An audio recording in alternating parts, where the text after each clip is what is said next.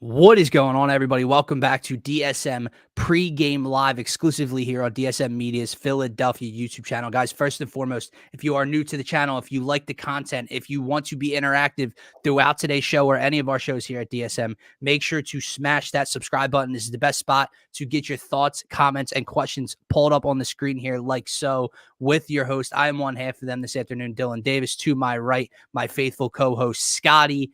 Biggest pre-game show of the Eagles season, NFC Championship rematch, potential NFC Championship preview, Eagles, Niners at the link, kickoff in just about an hour. We're going to take you guys through our keys to victory, key matchups, standout stars, game predictions, all of that and much, much more.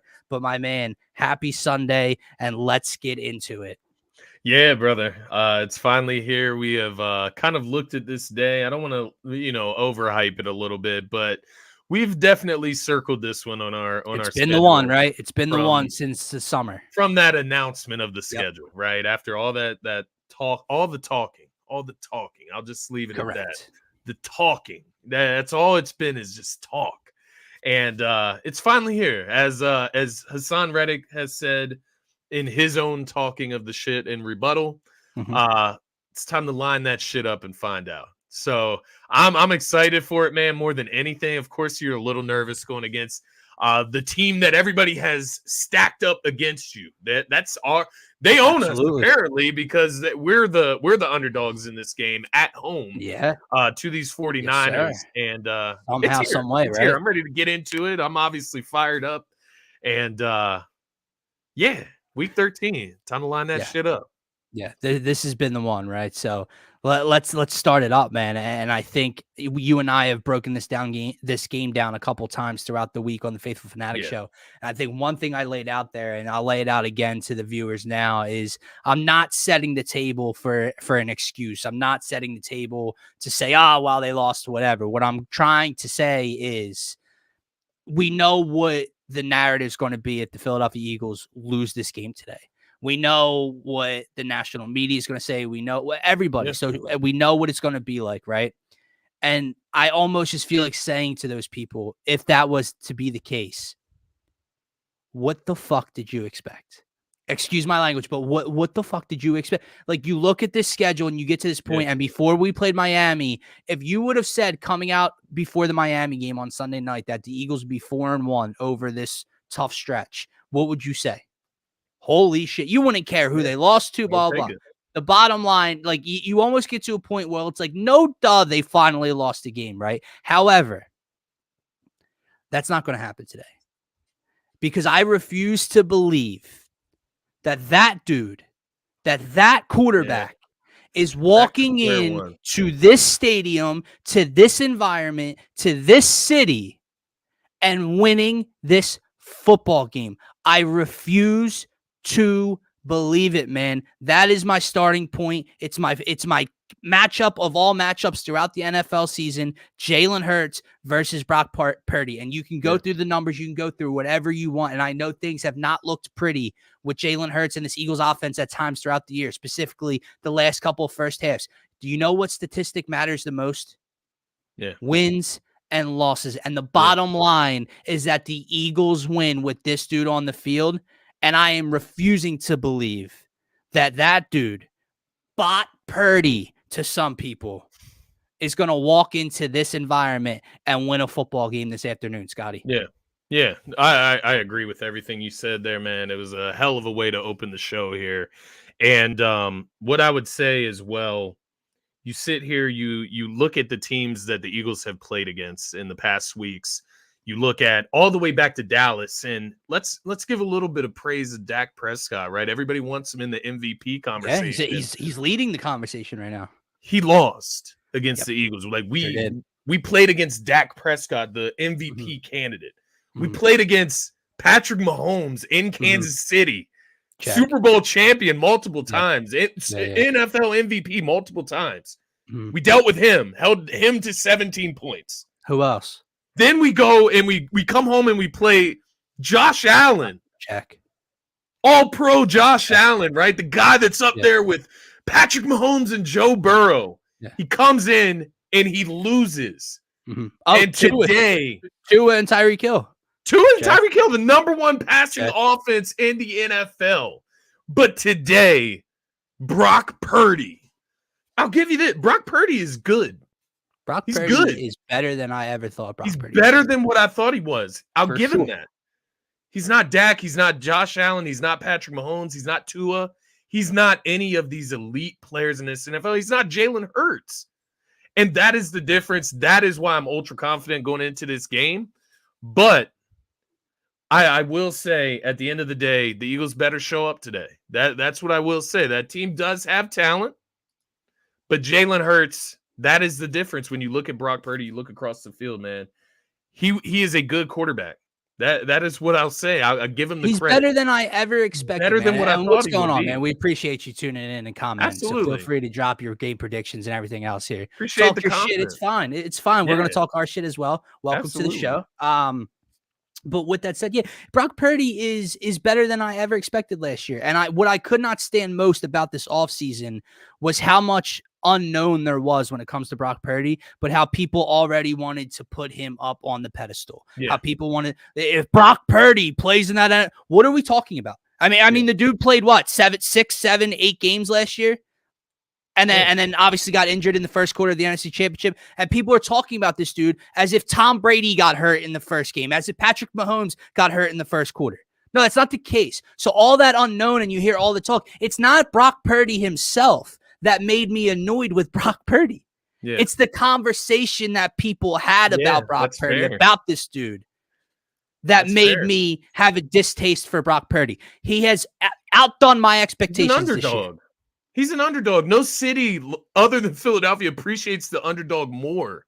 Right? Like, we appreciate that more than anyone. We won a Super Bowl with our backup quarterback. Like, I appreciate Brock Purdy and the progress that he's made, the development. And he looks like a starter. Like, if he's surrounded by that talent, you fulfill it, you have these numbers, he looks like a starter in the NFL. But I'm not going to sit here after 4 weeks of play against top elite quarterbacks and like sit here and pretend to be scared of that. That's the way that I can put it in the best fashion. But I look, you talk about the Eagles offense looking kind of shaky at times throughout the season. And it took me right back to last week against Buffalo, where the Eagles turned the ball over twice in that game. They turned the ball over more than Buffalo in that game. And that's not something to be proud of. Like, that's not a great accomplishment. But they still scored 37 points. It's in overtime. They still scored 30-plus points in that game, in a game where they turned the ball over 2 times. So what I'm asking for from the Eagles, I'll throw you a key to victory here right now. Come out here and just not turn the ball over. 1 game out of this season, leave a game with 0 turnovers in it. Please play a complete game. That's where I'm at today. Game, man. And as good as I know the 49ers are a great team. They're up there with the Eagles. They're in that class, 100%. Right? Of the top 4 elite teams in the NFL, in both of our opinions, based on our power rankings. You have to come out here and play your first complete game of the season to beat that team, and they can do that. That's my thing. When the Eagles need to step up to the plate, they do it. Exactly. I'm asking them to step up and play a complete game today. Because here's why. When you look at all of the teams the Eagles have beaten over the course of this gauntlet, right? Dallas, Kansas City, Buffalo, Miami, right? All of them are, maybe you think Kansas City is the best team in the AFC. Maybe you think they're the second or third best team in the league, but they clearly have holes. They have holes at the wide receiver position, at the skill position, and they lack scoring points in the second half of games over the last 6-7 weeks, right? So there's a hole there. Buffalo has not been perfect by any stretch of the imagination. They're a 500 team this year. They have holes. Miami defensively had holes. Dallas has – all those teams have holes. Yeah. This San Fran team is the least flawed great team you're playing right now. Absolutely. You look across both sides of the ball, fully healthy, trenches. Obviously, their secondary is what you probably consider. Obviously, Tufanga goes out for the year. Probably their weakest link of their defense. Offensively, Kittle, CMC, Ayuk, Debo. We get it. So this is where you do have to play that clean game, because maybe against Kansas City, when Jalen throws an interception in the first half, maybe those wide receivers for Kansas City are going to help you out right back the next possession. San Fran isn't going to be that forgiving this afternoon. Yeah, no, I So agree. I There's agree with you too wholeheartedly. many weapons. There's too many options when you're Yep. turning the ball over in your own territory. There's too many options that they can put it in the end zone if they get that close. So If you gift them momentum, right? Like you're gifting momentum at that point. So I agree. I agree. it's a great point. I think the And I appreciate turnovers this comment, man. probably number one. There's no doubt in my mind that these two Yeah. see each other again. And just It's not a revenge game. Like, tell me how you feel, Niner game. Like, I don't think it's a revenge game for the Niners. Like, put it this way: we just beat the Chiefs in Arrowhead. It didn't feel validating. Right, it wasn't. We didn't get validated for losing the Super Bowl, right? Like it's a regular season game that doesn't matter, right? So you I can do definitely agree with talk you. your shit if you win this game. That's for sure. You can talk your shit. That's definitely what it's about. But I will say to get to my number one seed. Agreed with you, man. And that's going to be huge, right? We talked about that. Yeah. That's why this game matters so much, because that number one seed, man, that we want. We don't want to have to go to Santa Clara to play in that NFC Championship game. I want Brock Purdy coming back here, right? Yeah. But for my number one key for this game, you mentioned the options for them on offense. And you mentioned if they get down inside the red zone, they're going to punish you. They're not going to kick field goals. They're not going to turn the ball over. They're going to score touchdowns if they get inside the 10, inside the 15-yard line against this Eagles defense. And my thing here is what I've preached all week to you, man. Players over plays. Players greater than play calls. And what I mean by that, on both sides of the ball, if you're Brian Johnson in this Eagles offense, forget the quote unquote, rhythm that you want to find to get into. Forget the script that you want to come out with on the first drive, where it's more so about the play calls, right? And the balance. No. You find a play that gets AJ Brown the ball. You put the ball in DeAndre Swift's hands early. Players over play calls. Defensively, I said it to you all week. Speaking of those options for San Francisco, this cannot be the same old Sean Desai, bend but don't break defense this week. It's worked in the past, but they're not going to be forgiving in the red zone, man. This isn't Kansas City with no wide receivers. This isn't Josh Allen and Stephon Diggs, but no one else. No, they're going to, you cannot allow that. Darius Slay, James Bradbury, Kevin Byard, step up into the box, press coverage, man-to-man. Again, dude, no one's sitting here asking that this is 90% of the play. No one's that naive, right? Right. But I would run more man than zone today. Again, I would make Brock Purdy make tight window throws, not allow him to sit back, rush 4 or 5, and find the holes within your zone defense. I'm not allowing that to happen, man. I'm just not doing it. I'm allowing my players, Darius Slay, Kevin Byard, I'm allowing them to make plays more so than Sean Desai's play calls. That's what I mean by players over plays today. Yeah, no, I wholeheartedly agree with your point there. Just focusing on getting AJ Brown and Smitty the ball today. Like, you don't accept that they eliminate a player from your arsenal, right? Like, that's my big thing. We need to put our foot down and establish ourselves. And I think we need to do that early. I think that's a big part of this game. Yeah. There's been all the talk all this week about the 49ers and their struggles to play from behind. If they go into the second half down, you're probably coming out with a win today if you're the Eagles. Just based off the trends, right? Nothing ever on paper ever really plays out the way it should, right? Obviously, you don't take that for granted. But on the other side, it's the Eagles down by 10 in their last 2 matchups, having to fight back at halftime. Last 3 matchups, actually. Excuse me. They were down 10 to the Bills, to the Chiefs, and to the Cowboys at one point in that game against Dallas. You know what it is, having man? to come back. You don't want to do that against the 49ers defense where they can pen their ears back and pass. No, you don't. And you know what it is? It's very Phillies-like from this past year. I mean, it's a great attribute to have. To see Jalen Hurts' clutch numbers over the last 3 weeks over the course of the season, it's amazing. And obviously, playoff football, when you get down to the line, NFC Championship, Super Bowl, you want that attribute in your quarterback. You want that attribute and that personality for your team that's never out of the game. They can fight back. But remember the Philly? I mean, how many games were the Phillies going down 2-0, 3-1, 4-1 in the first 3 innings in the past summer? And you're sitting here like, yeah, man, you're winning games. But I'm tired of going down 3-0 in the first 2 innings of a ball game. It's the same thing because at a certain point, Scotty, one of those teams is not going to be so forgiving. Yeah. They're going to make you pay for the slow start. They're going to make you pay for the 2 first half turnovers. San Fran is that team. San Fran scores the most touchdowns on first drives in the NFL. That means they come out, they get the ball, they score 7.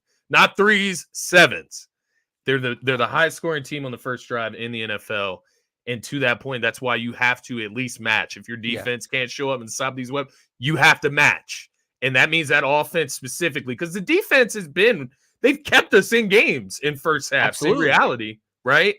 The offense needs to show up early. We can't afford those early turnovers like you mentioned. And so to that point, man, that is going to be a key to victory. Can we finally get a game where both sides of the ball, all 3 phases, are complementing each other? Yeah. And we have not won a game. Like, we have either won scoring 37, 34, 31, whatever the case may be, but the defense is giving up high 20s to 30s, right? Buffalo, Washington games. We've seen it all. Dallas, even though Dallas didn't convert and score a lot, I mean, Jesus Christ, they were in the red zone almost every possession, right? So the defense doesn't help the offense when the offense is humming. But then when the defense is humming and limiting Patrick Mahomes to what? To no points in the second half, the offense only scores 21 points. Like, can we get complimentary football on both sides? Do you know how you get that? This is my next key. You know how you get that? Running the football, Scotty, and establishing it early on in the game. And by the way, I'm not saying there's not a role for Kenneth Gainwell in this game. When I say run the ball, I mean run the ball to DeAndre Swift early on in this game. Get him involved. What was a major difference in the NFC Championship game? Running the football. How the Eagles were able to run the ball down their throat. What is the identity of this Eagles team? Look, I know it's a pass-heavy league, and I know we have the weapons and the MVP quarterback, and we want to throw the ball. We want the big plays. We love it. But this offensive line love winning more. Is better. Like, as great as this offensive line is in both phases, pass and run, they are a lot better in the running attack than they are dropping back into pass protection. Even when Lane's healthy this year, I've seen this Eagles offensive line get beat up a little bit in pass blocking, okay? Run the football early on in this game, because not only will it be a benefit for your offense, it allows you to give your defense some goddamn breathing time. You cannot, for instance, have the defense get a long drive for San Fran that results in points, a field goal, a touchdown, whatever the case may be, and the very next possession go 3 and out. Yeah. Or pass, 2 incompletions, and the defense is back on the field within 35 seconds. That cannot happen today. Yeah. Establish the run early, because it's beneficial for both units on this team, man. I completely agree, man. And the last thing I'll say, as far as like a key to victory, right? Coming into this game, it's a pretty simple one, man. And it's something that the Eagles have kind of struggled with this season, if I'm being completely honest about my evaluation of each game to game. Pass rush. The pass rush has to finish plays today. Like, not get to the quarterback. Right. Finish plays. Right. We need sacks. Right. We need Brock Purdy. This is not Josh Allen. Early. This is not Dak Prescott. That's physical. An athlete that's going to be breaking Hassan Reddick tackles and everything. Finish the play, man. The Eagles have the number one the fifth best pass rush win rate in the NFL. So why do they not have the sacks to account for it? They have to finish plays, man. Get him on his back. That's where that pressure, that's where that environment starts to come into factor. When you get hit in the mouth, when you get put on your back as a quarterback, that's when you start to hear the little things from the crowd. You start seeing to get ghosts. A little distracted, right? You start seeing ghosts, bro. You gotta hit him and you gotta finish it, man. Obviously, we played against Josh Allen, Patrick Mahomes the last 2 weeks. That kind of changes your perceptions, right? Because they're able to escape the I mean, how many sacks did he break out of on third downs and complete a pass for 18 yards or something? So it's extremely frustrating. Let me ask you a question, because I want to go back to it correlates to my first key. What was that stat? What was that win rate percentage stat? 56%, fifth best in the NFL. Fifth best in the NFL. So you are 1,000% correct. Some of it has to do with not finishing the plays, not getting the quarterback to the ground. Yeah. But do you know what else it has to do with? This defensive line is so talented and they're so quick and explosive. They're winning their battles. They're 5th best at it. But the ball's coming out like this. You know why? Because of the soft zone. Going back to my first key. See, everyone likes to say a good pass rush helps take the pressure off of your secondary. And that's true. But guess what? Your scheme, your secondary also can help out your front 4, your pass rush. So when you're sitting your corners 7 yards off the line of scrimmage against Christian McCaffrey in the slot or against Brandon Ayuk on the outside tonight, the pass rush isn't going to get home. They could be 5th best at beating their blocker. They're not going to get to Brock Purdy successfully, consistently, if they don't hold up on the back end. That's why I said, get up on the line of scrimmage, bump Debo, bump Ayuk, be physical with Kittle, and make Purdy make those decisive, tight window throws with a defender on someone's back. All goes together, man. You know what else I would say tonight, too? I'm going to challenge Darius Slay and James Bradberry tonight. Take it personal. James Bradberry more so than anyone, right? Yeah, I mean, you got called trash 5 times. Take it personal. That's your brother in arms in the secondary, James Bradberry. Darius Slay, you say that's one of the best guys you played next to as far as a cornerback duo. Go out there and take that personal, because that's an insult, man. It's insulting. It's insulting. Take it personal, you know what's funny? Come out and play your best game. Not to get off track here, but to hear AJ, and I love AJ Brown, man, and AJ Brown talks more shit on the field than anybody, and you've seen the taunting penalty. He's a gamer, right? And I know him and Debo are boys, but those comments AJ Brown made in the locker room earlier this week were funny to me. So, obviously, the back and forth with Debo, and he has literally called James Bradberry trash 3 separate times in this since the NFC Championship game, and the 3rd time he was asked about does he take it back, or was he was like, no, I mean that shit, right? And AJ, since they're boys, was like, oh no, that's just his personality. I think he was just kidding. Does James Bradberry think he was just kidding? Because they're not friends, right? See, that's my thing. If Bradberry and Debo were boys, it'd be one thing. He's trash. That's his personality. He's kidding. They're not friends. They don't know each other. It's disrespectful. That's a jab, bro. Yeah. It's a lot more than a jab.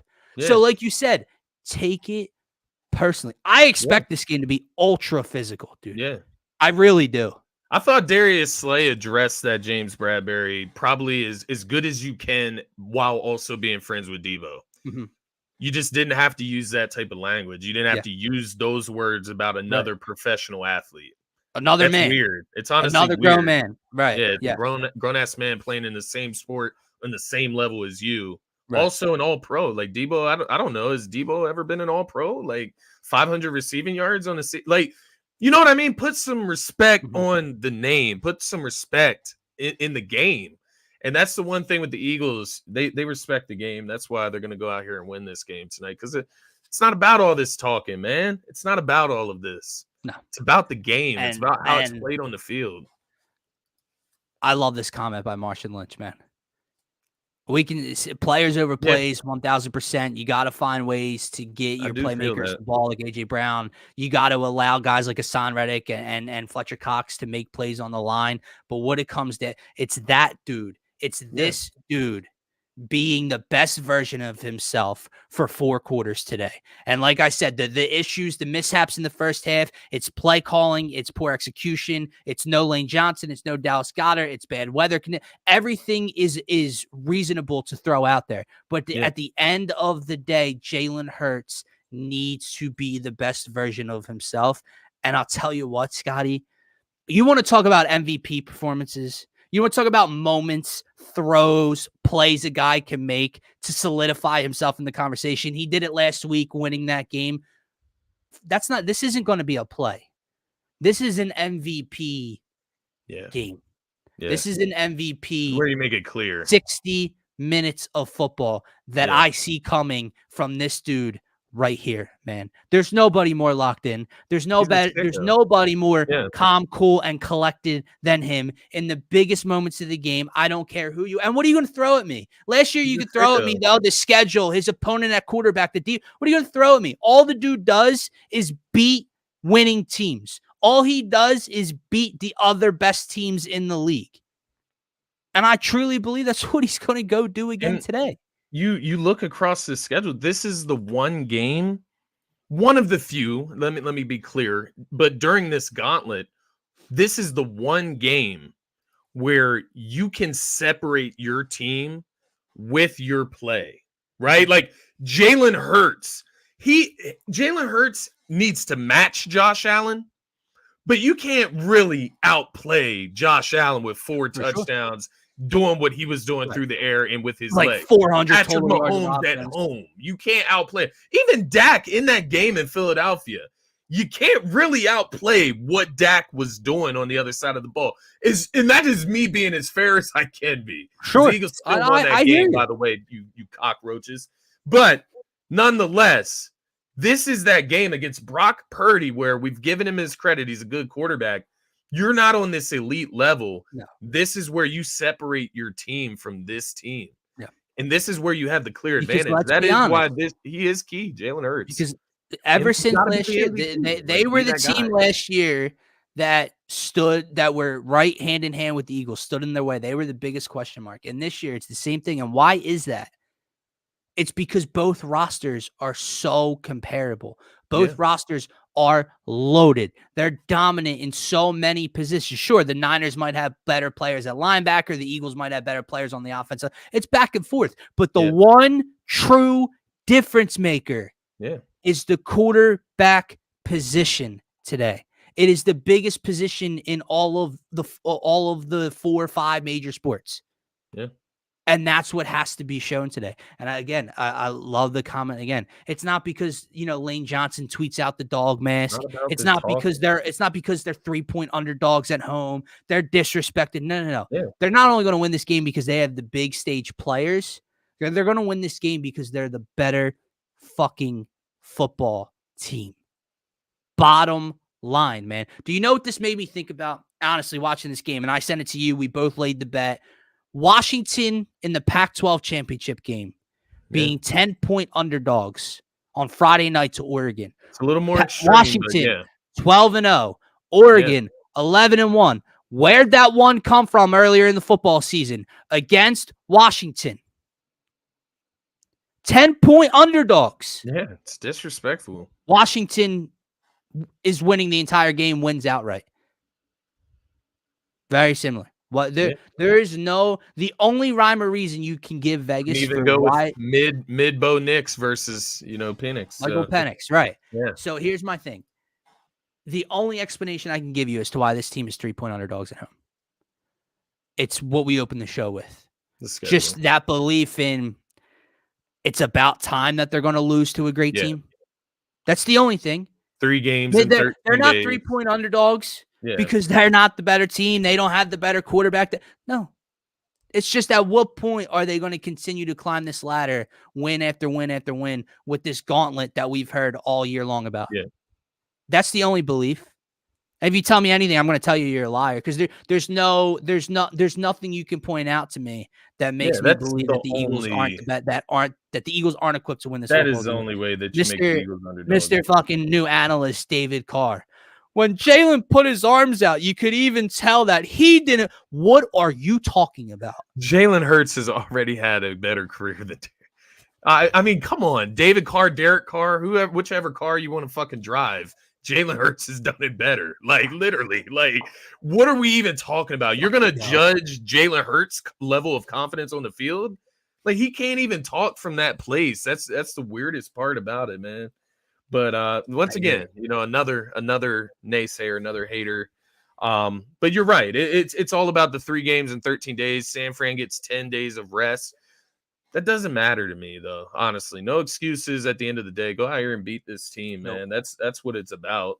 Show you're the better team. Show that you're the better team. Let me give you my last big difference maker on this game before we get into standout stars and game predictions. The quarterback battle is clearly the biggest disparity between these two rosters. But I said this to you Friday, and I'll say this here to the viewers here now. You know what the other big disparity is between these two teams? The head coach. And this dude on the other side of the field gets all of the excuses in the world. He can blow 25-point leads in the Super Bowl as an offensive coordinator. He can make all the mistakes in the world. His ego as a play caller can get so far ahead of his ass that he gets that quarterback injured in the NFC Championship game because he tries to block a 16.5 sack guy with a freaking backup tight end. That's how much of an ego this dude has. Which head coach lost 3 games in a row this season to subpar opponents? Oh, that would be Kyle Shanahan's group. Do you know what happened when Nick Sirianni's team lost to a lesser talented team and turned the ball over and had all these penalties? Just critical mistake after critical mistake. Guess what? They all got solved 7 days later. They all got fixed 7 days later. Nick Sirianni is going to run fucking circles around Kyle Shanahan today. I cannot stand that dude. Do you know why the 49ers players are the way they are? Do you know why Debo has been running his mouth? Do you know why they ran their mouth all season long? Because they take on the personality of their head coach. When all of that's going on, the head coach's responsibility, not only as a head coach, but as a grown man in this league, is to come out and say, we lost. They were the better team on this particular Sunday. We'll be back next year and see. No, he continued the shit talking. He continued the excuse making. That's the problem. Yeah. And it would be one thing if it was, just Debo Samuel, right? No, it's the fucking kicker talking shit about Jalen Hurts. Like a fucking kicker talking about Jalen Hurts reading coverages. Like, are you in the fucking defensive meetings for the 49ers? Like, I'm confused. I get it, analytics, you can watch tape and shit, but what the fuck does a kicker know about running an offense? After you lost 31-7 in the biggest game of the season for you. Like, once again, we don't need to even dig that up, but you're spot on. That character starts from the top and it goes down through the organization. And it's the reason you don't see the Eagles after losing the Super Bowl to a holding call at the end of the game or a sloppy field, right? Where the Eagles pass rush couldn't get going, right? You didn't hear any of that from the Eagles. You didn't hear any of those excuses from the Eagles why they lost that game. And that's because it starts at Nick Sirianni and it's accountability, man. Got to hold yourself accountable. You think that you were gifted that NFC Championship game as long as you had Brock Purdy. I mean, Scotty, they sat there and bitched about third quarterback rule, like carrying a third quarterback on an active roster. I mean, like this emergency, like this is what we got into, man. And if I honestly forget what's the chances of the third one getting injured? Yeah, I don't know. I forget if it was Travarius Ward or someone else. That talked about Smitty and AJ over the offseason. The only dude that I heard say something intelligent Ward was the one that I saw talking that shit. He's on the Texans though right now, I believe. Probably. But Fred Warner was the only one that came out this past week and said, "Yeah, I wish we wouldn't have." Fred Warner's that guy though. He's like probably the most respectable player on their team, man. Right. Honestly, right. But meanwhile, Fred Warner's like wife or fiance or girlfriend was stirring the pot after the game, talking about Eagles fan. It's the most dangerous place for his woman's actions. I agree. It's the most dangerous place in the world. Blah, blah, blah, blah. And then meanwhile, all these clips start surfacing of Niners fans at preseason games. Oh, really? Okay. Yeah. But anyway, standout stars, both sides of the ball. Players over plays, players over play calling today. We're going to stick with that most likely, man. Offensively, let's start there. Eagles got to score points to win the game. That's the key, right? That's the key to winning any game, right? How do they do so? Who's your standout star on offense today? I'm going with Devontae Smith today, man. He's been on fire the last 4 weeks. 106 yards last week, 99 yards before that. He's posted 99 yards 2 times in his last 4 games, and then along with 51 receiving yards in the other game. 3 touchdowns in his last 4. Obviously, A.J. Brown is receiving a ton of attention from DBs, from the secondary, from defenses as a whole, which has opened things up a bit for Smitty. And I once again want to see Smitty take advantage of that. If the 49ers want to come out, play man-to-man on A.J. Brown, they want to play man-to-man on Smitty and let those guys go at it on their matchups, sure, you can go to A.J. Brown all day. I'm not saying to pick Smitty over A.J. by any means. I just think the opportunities will be there for Devontae Smith.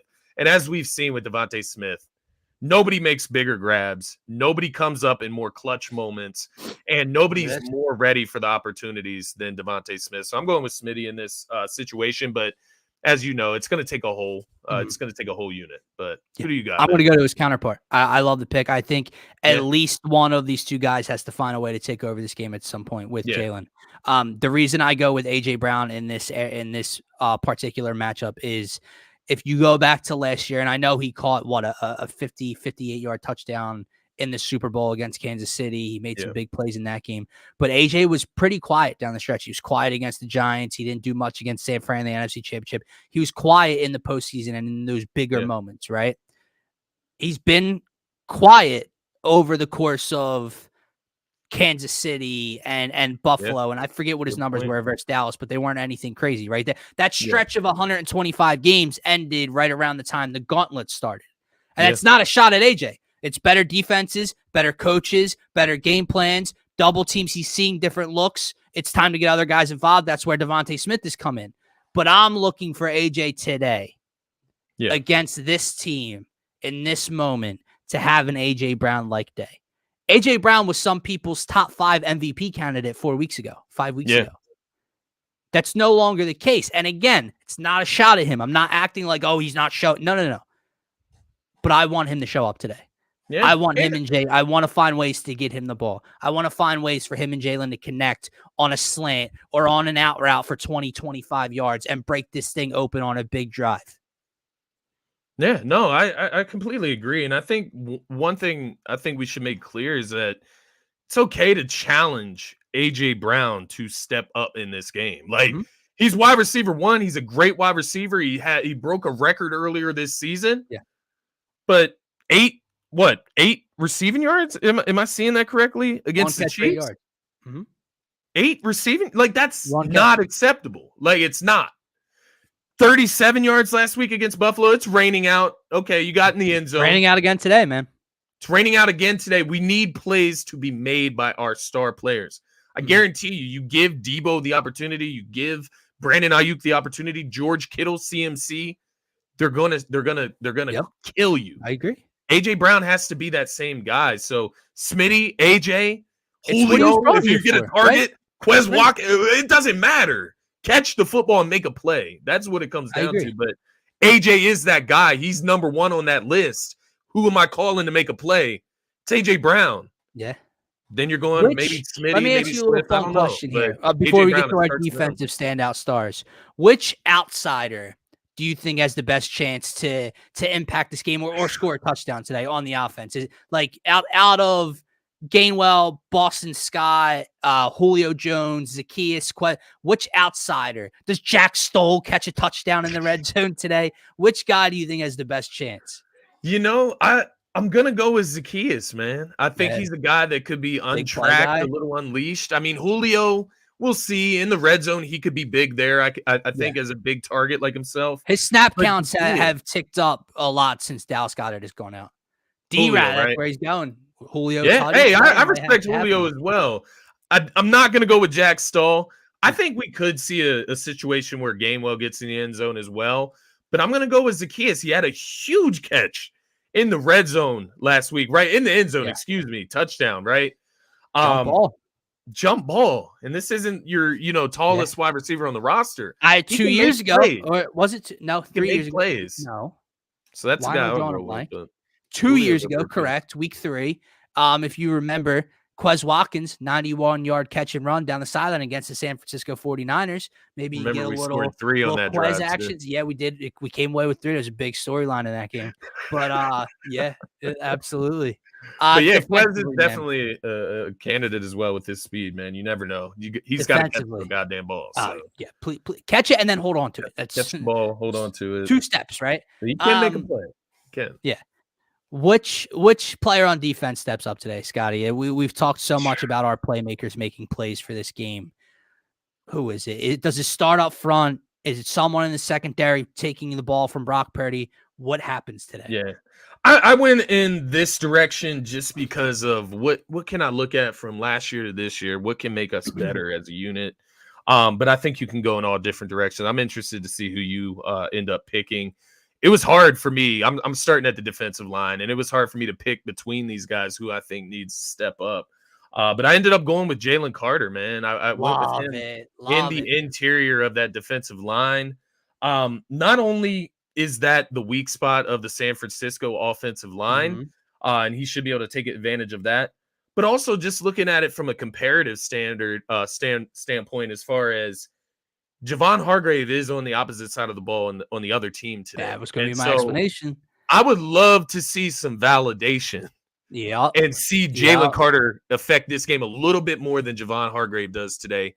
But in the sense of Jalen Carter, he only has 4 sacks in the season, 14.2% pressure generated on pass rush snaps on his single pass rush snaps. Right. 4th amongst DTs in the NFL. He's amongst the best defensive tackles in the NFL when it comes to rushing the passer. Absolute monster. Take advantage of this. But I don't know if you watched that the 49ers do have. I know that you watched it, but I know that I don't know if everyone out there watched the SEC championship game yesterday, but someone had tweeted out, where did Georgia's pass rush go? Yeah, exactly. And someone quote tweeted and said Philadelphia, because they're all just gone. They're all here. And that was going to be my explanation. You made my life easier choosing one of the 2 I was going to go with. You went with Carter. I love the pick. I think the dude is a game changer today. Javon Hargrave being on the other side, right? It's Carter's his replacement, essentially. Yeah. Javon Hargrave signs with San Fran after all the trash talking that went on right after the NFC Championship game. Hargrave comes out and says, the 49ers are the better team. They have the better roster. I love his replacement coming in and kind of changing the direction of this game. Yeah, we'll see you next week, bro. Come tune back in next week for the pregame show. If you're the Cowboys fan, y'all lost 42-10 to this team. So I guess you really would want the Eagles to lose to this team for sure. They lost the Eagles, I guess that would make you want it more. They lost the Eagles too, though, right? Yeah, they did. They did. Yeah, they did. I don't know. There's a part of that argument where you might just want to see the 49ers get beat, but I know Cowboys fans aren't great like that. Yeah, and I know this ain't the James Jones that's on national television spewing all the nonsense that he spews. He's got to be a Packers fan, right? I would think. But anyway, anywho, yeah, no, for real, man. Though we appreciate the comment. Come back next week. We will be live for the Eagles in Dallas pregame show. Weiner's comment. Don't know if that's towards us. If that's towards San Francisco, let us know. My drink wine. That's true. Well, that is true. I'm not a big wine, not a huge wine guy. I can do it. My wife got me into it. I mean, I like wine. You go to a little BYOB Italian restaurant. I'll drink wine there, but outside of that, don't care for it. Hangovers are the worst. My defensive player of the game. Yes, sir. I got to go with number 7. I got to go with the dude that took out Brock Purdy in a clean way in the NFC Championship game. And I'm very interested to see, we talked about Kyle Shanahan and his ego earlier on in the show. And we said, I want that he's going to get out coached by Nick Sirianni today. I am super, super, super interested to see how he decides to line up and protect Brock Purdy today. I'm interested to see how he protects and blocks against Hassan Reddick off the edge of the line. Go ahead, please throw a tight end on the edge of that line. They can't be that silly, please send a running back to help on that side. Please do something to keep that ego going, Kyle, because number 7 is going to wreck this game today. We talked about it on the offensive side with AJ Brown. It's why he was brought here for these moments, for these games. It's why Hassan Reddick was brought here, and the dude did it in every moment. Last year, he's done it throughout the season. This year, in clutch moments late in the game, he's going to do it again tonight. Yeah, man. I love it. Hassan Reddick, obviously, that guy. And it's funny, you go Hassan Reddick, I go Jalen Carter. The best player on the defense and the future best player on the defense, right, are both the picks tonight. Correct. By the way, I wanted to go secondary because someone's picking off Brock Purdy today. Yeah, absolutely. Whether it's a deflected ball, someone is picking off Brock Purdy today. That's why I said that earlier about them taking it personal, right? Bradbury, it doesn't have to be Bradbury, though. The whole secondary needs to take it personal and make that turnover happen via interception. It has to happen. Josh Sweat, man, I would love to see him beat Trent Williams one time. Yeah, not saying it's going to happen. Trent Williams, hell of a player when it comes to playing football. He's a little bit of a guy that I don't like off the field and the actions outside of playing football, but he's a great offensive tackle for football purposes. And I would just love to see Josh Sweat beat him one time, just to put Sweat's name out there, because people don't respect Josh Sweat when they come into the link and when they play this team. But yeah, the whole defensive line needs to step up today. We need to hone in on that calling card, right? The trenches. Yeah, they need to show up today. And to that point, we picked the 2 best players on those trenches, and that is Hassan Reddick and Jalen Carter, man. It starts with them, the stars. Yeah. That's the kind of energy I need to wrap up this show, baby. Arline. Listen, I love that. I gave all the credit humanly possible to the San Francisco 49ers in this pregame show. How much I respect them as a team in terms of competition to the Eagles is real. But fuck this fucking team. Fuck this fan base. Fuck Debo. Oh my God. I cannot take them, man. Go out there and take care of business today. You do so, and next week just becomes, it's not irrelevant, but it makes next week against Dallas just, you guys want this one? You can get it. San Fran, respect the energy. Hey, you should think that if you're a San Fran fan today. Absolutely. Not today, though. I don't know if it's going to happen, but you don't know. Interesting. Game predictions. We got to know now. We have 15, 16 minutes till kickoff, Scotty. What's happening today? Yeah, obviously, you can tell by the way I've been talking the whole show if you've been watching. I'm going with the Birds today. I'm going to give you a specific score because it's very important.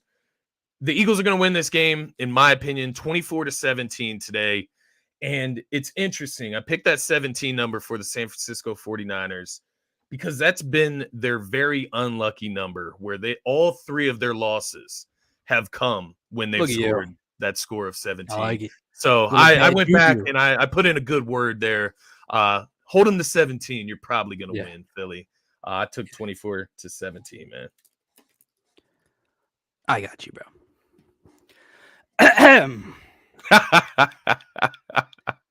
You see this comment? Jim, by the way, we appreciate you for tuning in, man. Seriously. It's all fun. However, the reason this comment's wrong is because that dude is not walking into this city, into that building, into this environment, and going up and down the field on this Eagles defense this afternoon. It's not fucking happening. Jalen Hurts against that San Fran defense. Listen, I'm not going to come out here and talk about how Jalen Hurts is going to go score 37 against this defense. They're going to score 31 and flash back to the end. It's not going to happen that way. But Jalen Hurts is going to make the biggest plays in the biggest moments of this ball game yet again today. It's in the dude's DNA. He just cannot stop doing it no matter how the game starts. The Eagles will not get out to a slow start like they have over the last 2 or 3 weeks. And they are finally, in the biggest moment of the season, going to play a full 60-minute game.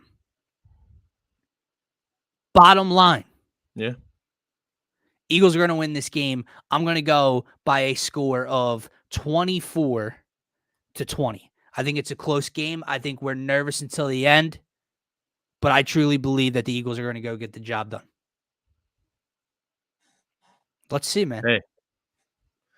Hey, let's see. You know how we operate. Let's see what this comment looks like. Let's see. Ed, appreciate you tuning in, man. But we'll find out. Line them up. Fuck around and find out, Scotty. That's what we're about to go do, man. We got about 13 minutes until kickoff. Let's get you guys on out of here. Guys, if you are new to the channel, I see 30 people in here right now. I know some of you got to be new to the channel. We appreciate each and every one of you. Do us a favor. It's free. It's YouTube. Smash that subscribe button on this YouTube channel. We're live every Monday, Wednesday, Friday morning talking Philly sports. We're live before every Eagles came for DSM pregame live, Sixers pregame lives, Phillies pregame lives during the baseball season. Make sure we appreciate it to smash that subscribe button. If you need a reminder, make sure to turn on notifications. For myself, for Scotty, that's going to do it here on DSM pregame live. Go Birds, and we'll be talking to you guys tomorrow morning, hopefully sipping on some champagne, enjoying this W. Have a great one, guys.